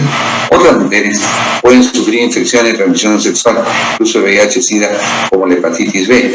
Como profesionales médicos, ginecólogos, tienen un rol principal en el cuidado de las mujeres víctimas de violencia, desde identificar posibles casos de violencia hasta cómo prevenir el impacto de la violencia sexual en la salud sexual y reproductiva. Es nuestra responsabilidad dirigir el equipo de salud para un adecuado cuidado y también conocer cómo prevenir el impacto de la violencia en la mujer y específicamente en la salud sexual y reproductiva. Asegurar que existan insumos y medicamentos disponibles para la prevención de un embarazo no deseado y prevenir, me refiero a la anticoncepción oral de emergencia, infección sexual, VIH y otras enfermedades, y también tomar decisiones que pueden salvar la vida de mujeres, teniendo en consideración que muchas mujeres con violencia sexual no denuncian. Nos queda aún por responder cómo dar atención a las que no llega al servicio de salud. Es algo en lo que debemos pensar. La violencia sexual siempre es una urgencia, y finalizo la exposición diciendo una frase de Consuelo Aponte: la violación sexual emerge de la penumbra, sale del ámbito de lo improbable, deja de ser propiedad exclusiva de los psicópatas y sádicos sexuales y empieza a convivir con todos en las casas, en las calles, en los sitios de trabajo y en los lechos conyugales. Muchas gracias por su atención. Muchas gracias, doctor Miguel Gutiérrez, por su presentación y su motivación para que los médicos ginecólogos se apropien más de este tema. A continuación vamos a presentar al doctor Jorge Manuel Corimaña Paredes, quien va a presentar ¿se puede prevenir la violencia sexual en niñas y adolescentes? Él es médico especialista en ginecobstetricia, ginecólogo infanto-juvenil de la Universidad Nacional Mayor de San Marcos, jefe de servicio de ginecología del Instituto Nacional de Salud del Niño, es miembro asociado del EPOC, International Fellow of Pediatrics and Adolescent Gynecology de IFEPAC, Paz presidente de la Sociedad de Obstetricia y Ginecología de la Infancia y de la Adolescencia del Perú, SOGIA Perú, y Paz secretario de la Asociación Latinoamericana de Obstetricia y Ginecología de la Infancia y de la Adolescencia, ALOGIA. Doctor Corimaña, su presentación. Buenos días. El tema que vamos a tratar el día de hoy lleva por título una pregunta: ¿se puede prevenir la violencia sexual en niñas y adolescentes? Agradezco en primer lugar a la Sociedad Peruana de Obstetricia y Ginecología por el honor de participar en esta mesa. Mi nombre es Jorge Manuel Corimaña Paredes, ginecólogo obstetra y jefe del servicio de ginecología del Instituto Nacional de Salud del Niño. En primer lugar, hablemos de abuso sexual. El abuso sexual, como todos sabemos, es un problema de alcance internacional, con tasas de prevalencia que siempre, en todos los estudios que se han hecho, es más frecuente en mujeres que en varones, tanto niñas y niños como adolescentes de los diferentes dos sexos. En estudios incluso que han tenido hasta 9.9 millones de participantes, se ha llegado a establecer que casi siempre las mujeres tienen la peor parte, con una prevalencia que casi dobla al de los varones. Mujercitas tienen 18 a 20% de prevalencia y los varones de 8%, sin que esto quiera decir de que el problema no sea también para los varones abusados. En realidad realidad el abuso sexual es un problema para ambos sexos, para ambos grupos de personas e incluso para la población en general. La UNICEF, que es el Fondo de las Naciones Unidas para la Infancia, del 2014 estableció que hasta 120 millones de niñas en todo el mundo habían sido víctimas de violencia sexual en algún momento de su vida. Esto no hace sino reafirmar que el abuso sexual es un problema que lo tenemos siempre con nosotros y que en cierta manera nos hace la pregunta, nos da la pregunta de decir, ¿se puede prevenir estos males? ¿Se puede prevenir este problema? No olvidemos también que las modalidades de abuso no diferencian o son igual de graves, pero que siempre son más frecuentes en las mujeres. Así sea diferente el tipo de abuso, como por ejemplo abuso sin contacto, es más frecuente en mujeres con 31% frente a varones 17%. Los abusos con contacto, 13% versus 6%, las relaciones sexuales forzadas, 9% contra 3%, y el abuso mixto, 15% versus 8%. Importante saber que se considera abuso sexual no solamente a los que nosotros conocemos como los tocamientos, las violaciones, sino también a aquellos que pueden ser sin contacto. Por ejemplo, la pornografía infantil, el someter a un menor a ver sexo o a ver actos sexuales, el uso de dispositivos que no son necesariamente el cuerpo humano para hacer contacto sexual, etcétera. E incluso en manejar a las poblaciones o secuestrar a las personas en lo que se llama la trata de personas, es también una forma de abuso sexual. El otro tema importante es el abuso, que tampoco no se conversa mucho en los diferentes simposios o lugares donde vemos, es el tema de los perpetradores. Los perpetradores son justamente aquellos que son, digamos, haciendo una analogía con la medicina, serían algo así como los vectores del problema, porque si no hubiera perpetradores no habría violación, no habría abuso. Entonces, ¿qué se ha hecho? ¿Qué se sabe de los perpetradores? En realidad, lo que estamos viendo actualmente es que muchas veces encontramos perpetradores que son menores de edad, ¿no? Y es más, hay estudios donde las víctimas entre 15 y 17 años habían señalado que los agresores eran menores de 18 años, a diferencia de lo que podemos pensar que podrían ser personas adultas. Entonces, también se da el caso, y en la práctica lo vemos, de niñas pequeñas que han sido abusadas por adolescentes. Entonces, el tema del perpetrador es un tema que también tenemos que tomarlo en cuenta, y lo toman en cuenta en realidad los servicios de salud mental, porque es justamente la forma en que podemos hacer lo que se llama la prevención secundaria, como vamos a ver más adelante. ¿Qué consecuencias nos trae el abuso sexual para la víctima? Hay dos grandes grupos de consecuencias: las consecuencias físicas y las consecuencias mentales. Y dentro de la parte física están las lesiones traumáticas, ¿no? Muchas veces traumatismos genitales severos que alteran la anatomía de la paciente y que obligan a tener una cirugía reparativa, de emergencia, etcétera. Pero también pueden haber casos en que se mantenga como dolor pélvico crónico, las infecciones sexualmente transmisibles como el HIV, como la sífilis, la gonorrea, la clamidia, y también con el tiempo la víctima puede sufrir disfunciones sexuales. Pero también el otro grupo de aquellas pacientes que, si bien no tuvieron una lesión física o ni siquiera tocamiento, hay lo que se llama la repercusión mental. El paciente abusado va a sufrir depresión, trastornos de estrés postraumático, pueden llegar al intento de suicidio, al abuso de drogas, y también van a tener problemas para establecer las relaciones personales. Incluso se dice de que dentro de los perpetradores podría haber un antecedente de haber sido abusado en la infancia y no haber resuelto el problema con los debidos tratamientos. Nuestro país, como todos sabemos, es un país donde la violencia es un trabajo de todos los días, todo el tiempo existen casos que acuden a los servicios de medicina legal y también a los servicios de salud. Lo que ha visto el Ministerio es de que muchas veces el manejo del paciente abusado o víctima de violencia, que en este cuadro lo vemos más o menos una cantidad importante dentro de todo el grupo de violencia, corresponde a agresiones sexuales. Y lo que ha hecho el Ministerio de Salud es priorizar el tema de la atención oportuna por los servicios de salud, mediante lo que es el kit de emergencia para prevenir el embarazo, para prevenir la transmisión sexual de enfermedades como el HIV, la gonorrea, la sífilis, e inclusive manejar un embarazo producto de un abuso sexual que puede causar o tener repercusiones psicológicas en la paciente. Este kit de emergencia está disponible en las emergencias de todo el país y justamente lo que necesitamos es concientizar a nuestro personal médico de guardia para que pueda implementarlo y pueda evitar las consecuencias que podría darse en niñas y en adolescentes víctimas de abuso.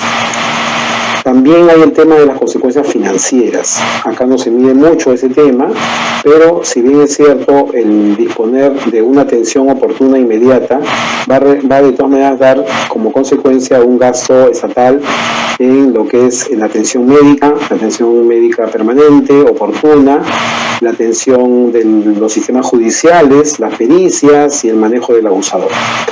Esto en otros países representa, que si es estudiado, representan gastos enormes, como por ejemplo en Estados Unidos es de 124 mil millones de dólares y en Inglaterra 3.2 mil millones de libras esterlinas. Entonces, ¿hay una consecuencia del abuso sexual? Sí, por eso es importante que los estados apoyen cualquier iniciativa que vaya a mejorar lo que es la prevención de estos abusos. Y vuelvo a la pregunta inicial de la ponencia, ¿se puede prevenir el abuso sexual? Muchos podríamos pensar, o habíamos pensado que no se podría, que no podíamos hacer más que justamente esperar a que pase el hecho y empezar a tratar al paciente oportunamente y manejar el tema del abusador en el sistema judicial. Sin embargo, hace ya un tiempo se ha venido discutiendo el tema de la prevención. ¿En qué consiste la prevención del abuso sexual? Las organizaciones que se dedican a la prevención del abuso sexual y sus consecuencias, a lo largo de la historia, prácticamente no han avanzado mucho porque tenían mucho temor, digamos, al tema del abuso sexual. En nuestro país, por ejemplo, había mucho el tema del temor del médico a participar en una evaluación de abuso sexual porque tenía miedo de verse involucrado en problemas judiciales. No olvidemos que el diagnóstico de abuso sexual es un diagnóstico médico, porque en medicina legal no existe ese diagnóstico. Lo que hace el médico legista es hacer un informe médico legal donde explica los hallazgos que encuentra en el examen, pero no hace un diagnóstico. Entonces hay un tema de miedo y de odio hacia aquellos que están involucrados dentro de lo que es el abuso sexual, y por esa razón una iniciativa de prevención podría ser malinterpretada tanto por los profesionales como por los medios de comunicación y el público en general, incluso responsables políticos, que podrían percibirlo como intento de proteger al potencial o potenciales agresores sexuales reales en lugar de proteger o dedicarnos a las víctimas reales. En otras palabras, el que alguien se preocupe porque los perpetradores sexuales no existan o no se den o se traten antes de que cometan un abuso sexual podría haber sido mal visto por la sociedad en general.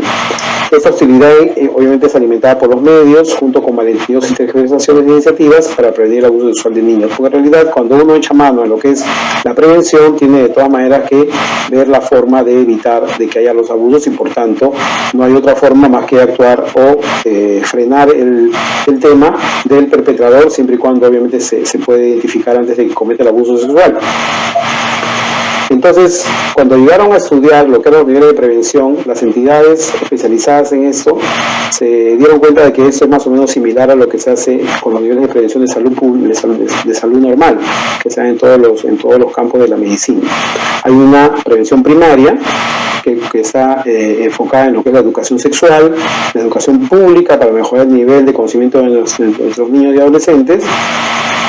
Y estas iniciativas son pues a gran escala, dirigidas al público en general e implementando o se implementarían antes de que ocurra la violencia e incluso los incidentes iniciales. Esto es prácticamente una de las cosas que se ha hecho a medias en todos los países, pero en nuestro país al menos no es de gran difusión. En algún momento se toma con más seriedad y se hace charlas, spots publicitarios dirigidos a los niños, ¿no? Conversaciones, talleres, etcétera, pero no es una cosa constante, ¿no?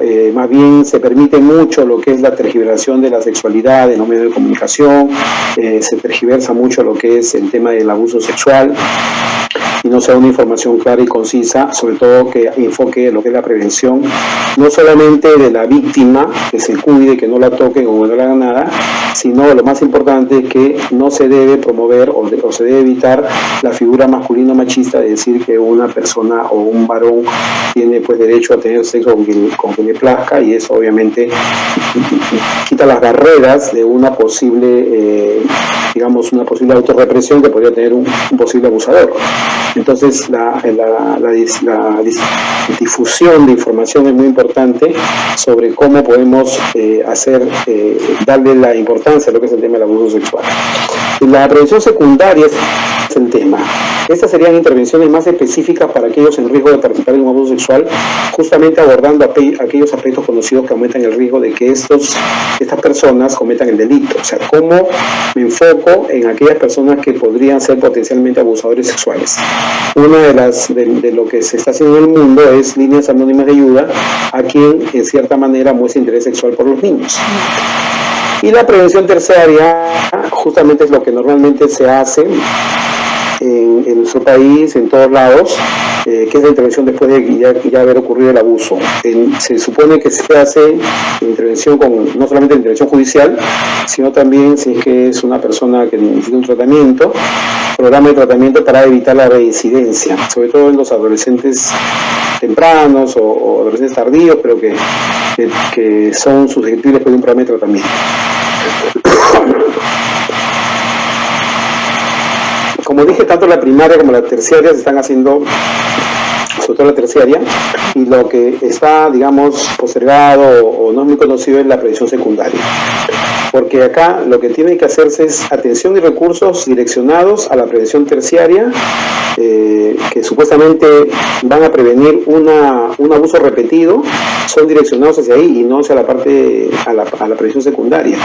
A pesar de que muchos estudios, como el de Hanson, han establecido de que solamente un 14% de las pacientes, de los abusadores, incluyendo aquellos que habían sido ya agresores, porque hay otros que son posibles abusadores y no agresores todavía, el 14% podían haber recidivado en volver a cometer una acción contra un niño, ¿no? El tema es de que el grupo de pacientes, el grupo de personas que son abusadores, antes de eso se les puede identificar porque tienen algún interés por la sexual sobre los niños. La prevención primaria y la secundaria son importantes porque el 95% de los abusos sexuales de niños son cometidos por agresores por primera vez. O sea, es la única vez que tienen ese tema, y por esa razón es que la prevención primaria y secundaria son bien importantes, ya que son más frecuentes de que pueda haber una recidiva.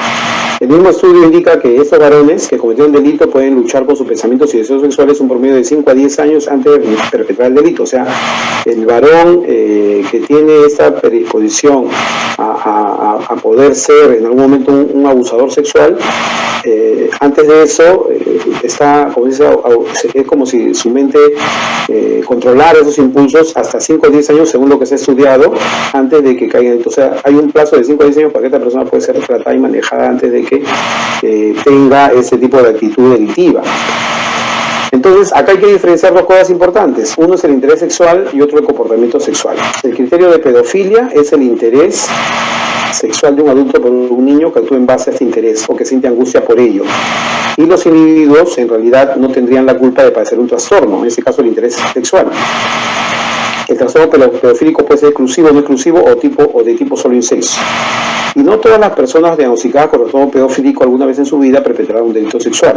Eso es importante porque, como hemos dicho, muchos, incluso los agresores que llegan a cometer un delito, están entre 5 a 10 años autocontrolándose, y no necesariamente todas las personas que tienen este trastorno pedofílico van a llegar a perpetrar un delito sexual. Incluso se ha visto que el 50% de los convictos por abuso sexual infantil no eran o no tenían criterios de pedofilia.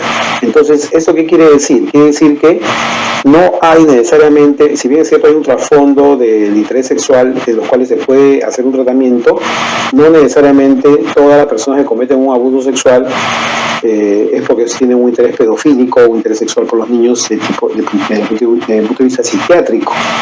Entonces se habla de una persona atraída por menores en lugar de pedofilia, con el término pedofilia, porque en realidad no es suficiente este trastorno para que la persona sea o se convierta en un abusador.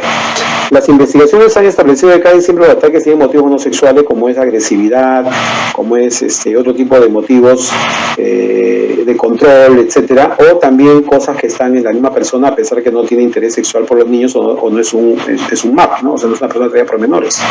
Se ha demostrado que un importante número de abusos sexuales son motivados por la falta de conocimiento sexual, por haber sido víctima de abuso en la infancia, al padecer el aislamiento social o también problemas para establecer relaciones con otras personas. Estos dos puntos últimos son importantes porque muchas personas con este trastorno pedofílico van en algún momento atormentados por esta autocensura que tienen, pueden llegar al aislamiento y también a hacer imposible que tengan relaciones personales con otras personas. El Centro MUR para la Prevención del Abuso Sexual ha sido contundente diciendo que el abuso sexual de niños es un problema de salud pública 100% prevenible, 100% prevenible, lo cual nos hace pensar de que efectivamente tenemos mucho trabajo por hacer, porque justamente lo que el Centro MUR indica o recomienda es que se tenga que tener un enfoque de salud pública para el manejo del abuso sexual. No pensemos que el abuso sexual es solamente un tema de medicina legal o un problema de medios de comunicación. Es un problema de salud pública. Así lo ha entendido el Ministerio de Salud con el tema de la atención oportuna, y así lo va a entender ahora el Ministerio de Salud también con el tema de la prevención. Entonces, ¿cuál es el enfoque de salud que debe tener el manejo de este tema en lo que es la prevención? En primer lugar, tenemos que meternos a la cabeza de que el tratamiento y los servicios ampliamente disponibles van a alentar a quien esté en riesgo buscar un tratamiento. O sea, si es bien conocido, si se difunde de que hay servicios especiales para personas que tienen este tipo de alteración de su conducta sexual o en todo caso un interés sexual diferente a lo que ellos pueden considerar habitual, entonces ellos van a buscar tratamiento. Y sí, la OMS en 2002 dijo que el enfoque de salud tiene el potencial de reducir la tasa de abuso sexual de niños de todas maneras. Las intervenciones serían en personas que fueron víctimas de abuso sexual en la infancia y también en los servicios de salud mental.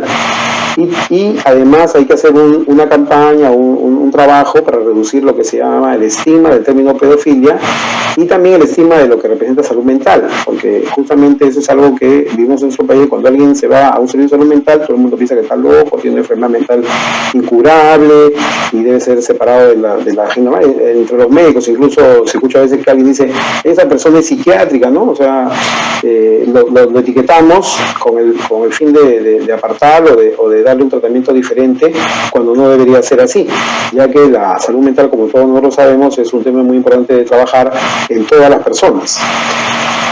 Y esto podría incluso, y hay estudios demostrados de que una persona con interés sexual de tipo MAP, o sea, una persona interesada en menores, puede cambiar esta motivación, puede cambiarlo siempre y cuando se le haga el tratamiento o se le empiece el tratamiento. Hay instituciones a nivel internacional que ya están trabajando lo que es las iniciativas de prevención secundaria. Una de ellas es Stop Me Now, que existe en Estados Unidos del año 92, y el proyecto Dunkelfeld en Berlín en 2005. Son ejemplos de instituciones. Stop Me Now tiene una página web que dice, como su nombre lo dice, stopmenow.org. Es una página web que es muy amigable, que permite no solamente el trabajo con las personas que están en riesgo de cometer un abuso sexual, sino también en las familias que han tenido algún miembro de su familia que tiene esta condición y también algún miembro de su familia que ha sufrido abuso sexual. Entonces, es una página que está ligada pues, a un programa de trabajo, porque como dice abajo, juntos podemos parar el abuso sexual en los niños. También hay estudios de prevención clínica con orientación sexual que hacen más fuerte la idea de que las personas con este tipo de trastornos puedan recibir asesoría y tratamiento. De hecho, en Canadá, el Royal Sexual Behavioral Clinic ha estado trabajando, ya ha manejado hasta 4.600 personas, de todos, incluso los tratamientos legales, o sea, no solamente las personas que ya están acusadas, que ya han cometido delitos, sino aquellas que todavía no han delinquido, y esas obviamente son las que mejor ayudan a la prevención, porque esas personas no van a ni siquiera van a condenarse ellos mismos, ¿no? A tratar esto. Esta es la página del Sexual Behavior Clínica, donde bien claro dice que el interés sexual en los niños es tratable, y esta clínica de comportamientos sexuales maneja lo que es este tipo de tratamiento y de prevención en estas personas. ¿Cuáles son los beneficios de la prevención primaria y secundaria? En primer lugar, prevenir que los niños lleguen a ser víctimas de abuso sexual. ¿Qué es lo que más nos interesa? Es que no haya abuso sexual. No nos interesa, muchas veces pensamos, ¿qué queremos? La pena de muerte, condenas más largas, maltratos, que al abusador también lo abusen en la cárcel. Y eso es obviamente algo que pasa cuando ya pasó el abuso. Pero nosotros lo que deberíamos pensar es que no haya una víctima de abuso, porque por más que al abusador le hagan lo que le hagan, tenemos una víctima de abuso que ya tiene consecuencias, que ya tiene una vida alterada por este antecedente, y muchos de ellos incluso llegan después de ser abusadores. Entonces hay que prevenir. Si la prevención primaria y secundaria del abuso, tal como se está estudiando y normando y difundiendo, ayuda a que no haya víctima de abuso sexual, eso es lo que tenemos que buscar. Ayudar a las personas que pueden estar en riesgo de delinquir a conseguir tratamiento apropiado para mejorar su calidad de vida. Muchas veces cuando uno piensa y dice, bueno, y si fuera nuestro hijo el que ha sido abusado, vamos también a tratar de ayudar, pero en realidad lo que queremos es que no haya un delincuente juvenil o un abusador. Y hay que pensar también que cuando tenemos un adolescente abusador, por ejemplo, ese abusador de padre y madre, que pensarán pues que su hijo que ha abusado de otra persona, mejor que no hubiera sido así. Entonces, ¿cómo hacemos para que nuestros adolescentes no se conviertan en perpetradores y que tengamos después que estar lamentando como padres o como familiares o incluso como profesionales que un adolescente tenga que ir a purgar cárcel o arruinar su vida cuando se pudo haber ayudado un poco en lo que es la educación sexual de este joven y prevenir que llegue a delinquir, porque ya una vez que delinque también ya tenemos una víctima, o sea, se pierde 2 vidas. Esta prevención también ahorra al sistema judicial tiempo y recursos en perseguir y procesar a los involucrados en este delito. Nosotros hemos ido muchas veces hasta los penales, incluso a dar testimonio o a hacer debates periciales. Hemos tenido que esperar largas horas para hacer nuestra declaración porque hay otros juicios y obviamente el sistema judicial que tenemos nosotros está tan retrasado que yo recuerdo incluso hasta un juicio de abuso sexual que estaba casi 22 años ya, la paciente ya 22 años y había demorado como 10 años el juicio. Entonces, si no hay abusos, obviamente el sistema judicial va a estar un poquito más tranquilo para dedicarse a otro tipo de juicios y no necesariamente ese tipo de cosas que podemos prevenir. Y el otro tema importante es el tema que nos compete a nosotros como miembros del sistema de salud, porque lamentablemente hasta el día de hoy mucha gente tiene temor de ver estos temas de abuso, porque tiene miedo de involucrarse en la parte judicial y todo. Y sería lo ideal pues de que al apoyar una tendencia de prevención primaria y secundaria del abuso sexual, reduzcamos lo que es la atención del personal de salud, en la atención, no solamente la atención de los casos, porque también a veces el personal de salud se conmueve, llega a tener burnout por tantos pacientes abusados y todo lo que nos puede llegar en casos a veces bastante dramáticos, y eso tenemos que evitarlo. En conclusión, y para terminar, y espero haberme llevado el tiempo necesario, es comprensible que la sola mención de abuso da de todas maneras una reacción emocional a las personas, como seguramente está pasando ahora que yo pongo ese tema. Y la sociedad también reacciona igual, ¿no? Con una reacción emocional, y este enfoque emocional muchas veces ha conducido a soluciones, no ha conducido a soluciones efectivas, ¿no? Nos hemos emocionado, nos hemos conmovido y hemos, como dice, maldecido, tener una posición radical, pero no es la solución, porque lo que queremos es que no haya abusos. Los miedos que alimentan miedos han ocasionado simplificaciones excesivas o caracterizaciones incorrectas de los agresores sexuales. El tema de la agresión sexual, en realidad, hay que tomarlo bien en cuenta, sobre todo porque tenemos agresores adolescentes y no solamente tenemos que enfocarnos en las estrategias terciarias y de tipo legal. Tenemos que hacer algo para que no haya agresores sexuales. Esa es nuestra función, sobre todo si manejamos personal adolescente. Los términos estigmatizantes terminan aislando también a aquellos que han delinquido y no se distinguen entre interés y comportamiento sexual. Importante que todos sepamos las diferencias y que la estigmatización de la pedofilia y del paciente que tiene interés sexual pero que no ha llegado todavía a cometer nada lo aparte de los sistemas de salud, que tenemos que buscarlo, tenemos que encontrarlo y tratarlo. Y por esa razón es que no deberíamos abusar de los términos estigmatizantes como es el mismo término de la pedofilia, que muchas veces se utiliza para un amplio grupo de población, pero que definitivamente hay que distinguir entre aquellos que ya son criminales y aquellos que todavía no lo son, con el fin de que no lo sean.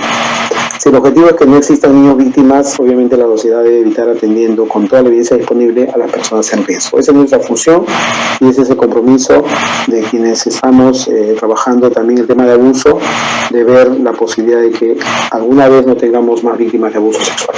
Muchas gracias. Muchas gracias, doctor Corimaya. Ya hemos excedido el tiempo de esta presentación, que ha sido 4 ponentes con unas ponencias excelentes, ¿no? Les agradecemos y mis disculpas con las preguntas que se las vamos a responder por correo. Mándenos los correos y le vamos a responder las preguntas muy interesantes que han hecho. Muchas gracias, ¿no? Y lo dejo al doctor Matsumura para el cierre del tema. Muy bien, muchas gracias. Agradecer y reconocer y felicitar a todas las magníficas ponencias que han tenido en un tema tan vigente y tan problemático como es el tema de la violencia a la mujer. Y también agradecer a la excelente moderación de la doctora Lucy Ercat. Por todo ello damos por culminado este tema oficial.